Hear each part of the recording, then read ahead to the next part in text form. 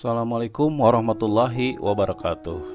Kembali lagi dengan channel Rumah Bercerita. Dari rumah kami bercerita, dari rumah kami berbagi manfaat.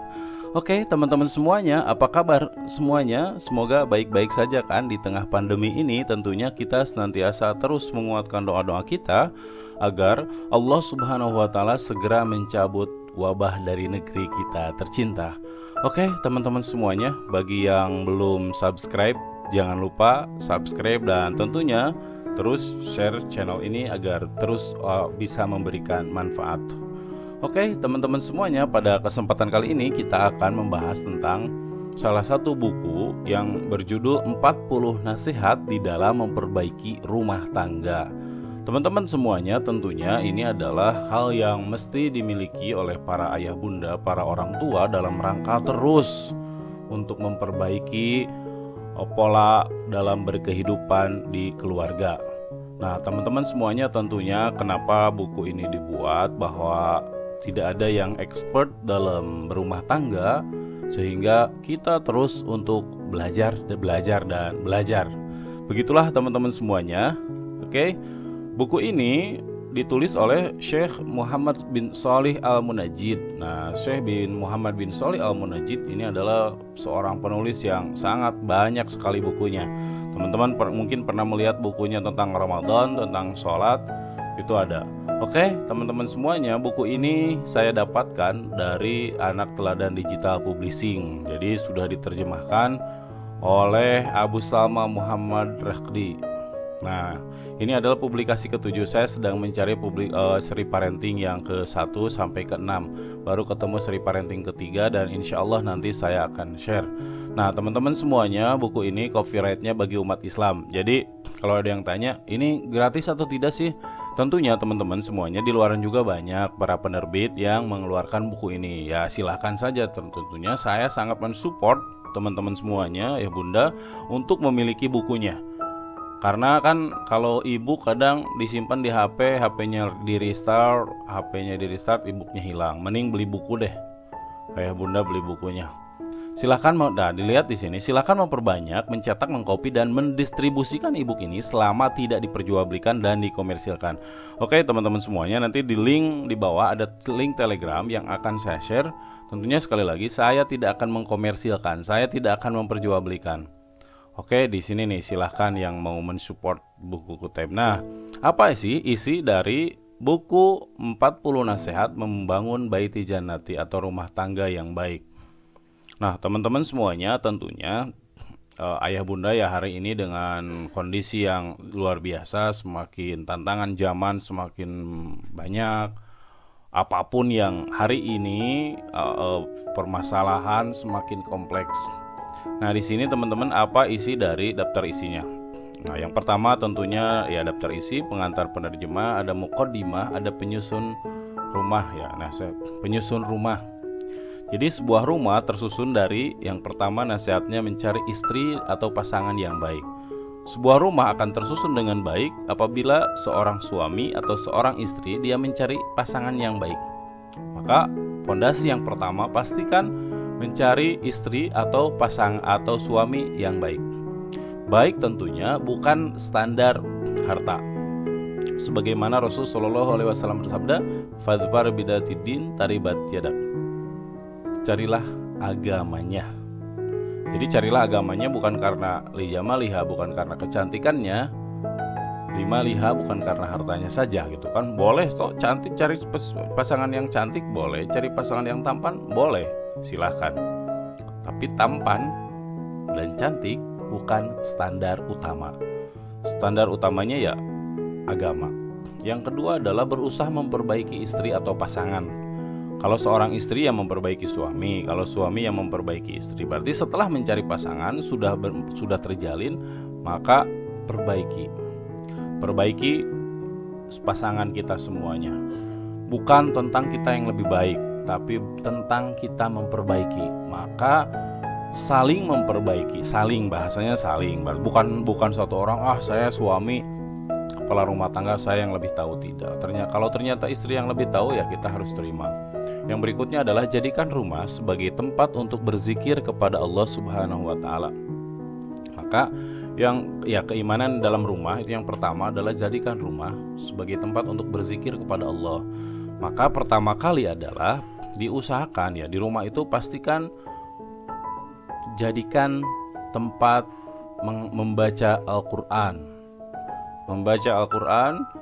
berzikir, dan tentunya sebagai ayah dan bunda memberikan contoh astagfirullah gitu ya, subhanallah. Terus yang berikutnya, jadikan rumah-rumah kalian sebagai kiblat. Apa sih isinya?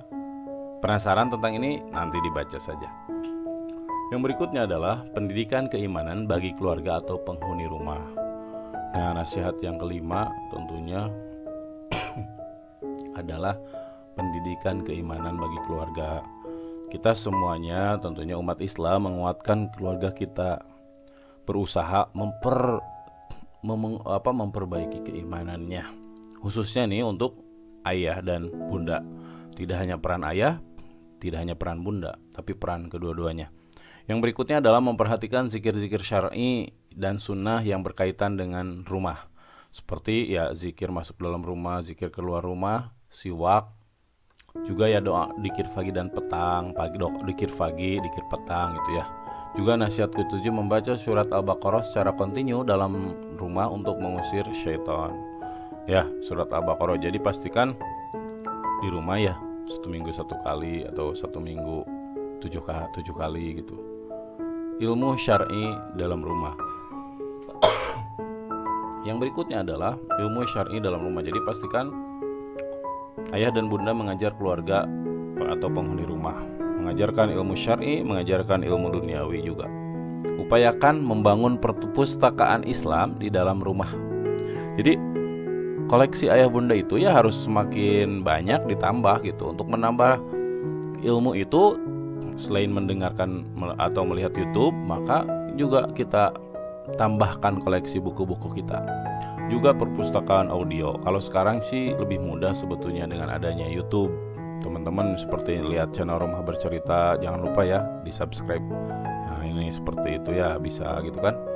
Mengundang orang-orang soleh, untuk orang baik dan penuntut ilmu untuk mengunjungi rumah. Mengundang orang-orang soleh, ajak orang-orang baik, orang-orang yang para penuntut ilmu, jadi sama-sama belajar. Bagi para penuntut ilmu tentunya tidak ada rasa kenyang dalam menuntut ilmu, pasti selalu haus.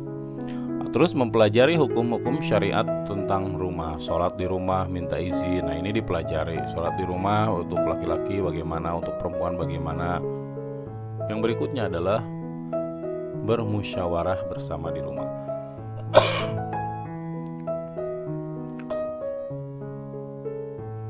Mempergunakan kesempatan untuk bermusyawarah, mendiskusikan urusan keluarga. Tidak menampakkan perselisihan keluarga di hadapan anak-anak. Ada ulah rariweuh gitu ya. Ulah rariweuh cek Sunda mah. Tidak memasukkan orang yang tidak diridhoi agamanya ke dalam rumah. Jadi contohnya pemabuk dimasukkan gitu ke rumah. Terus bukan masalah dia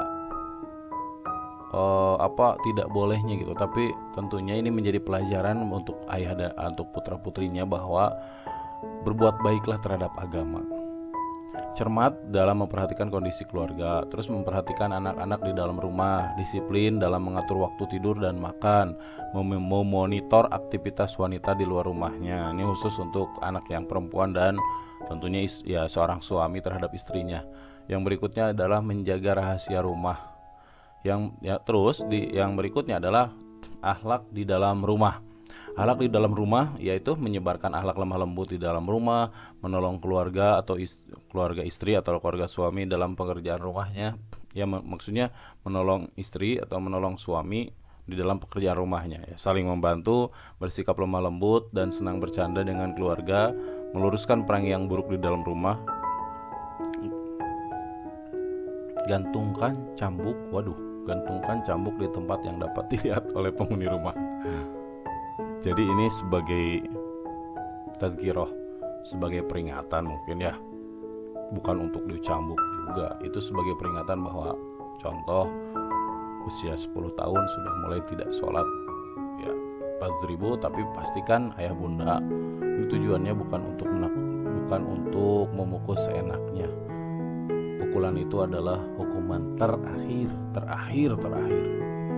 Kemungkaran dalam rumah.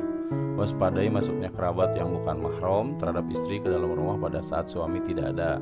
Pisahkan antara wanita dan pria ketika mengunjungi keluarga. Mewaspadai bahaya para supir pria dan pembantu wanita di rumah. Keluarkan banci dari rumah-rumah kalian. Mewaspadai bahaya televisi, mewaspadai bahaya telepon. Wajib menyingkirkan segala bentuk yang mengandung simbol-simbol. Nah, ini singkirkan gambar. Kalau makhluk yang bernyawa ini memang berbeda pendapat ya. Larangan merokok di dalam rumah. Larang merokok ya silahkan. Kalau di rumah memang ngebul gitu, ngulek. Jauhi memelihara anjing di dalam rumah. Jauhi terlalu banyak mendekorasi rumah. Nah, yang berikutnya nasihat: pintar memilih lokasi rumah dan menatanya. Memilih tetangga dahulu sebelum menentukan rumah, memperhatikan renovasi yang perlu, dan mengupayakan fasilitas rumah yang nyaman, memperhatikan kesehatan penghuni rumah, dan mengambil langkah-langkah keselamatan. Oke, teman-teman semuanya, itulah 40 nasihat membangun baiti jannati atau rumah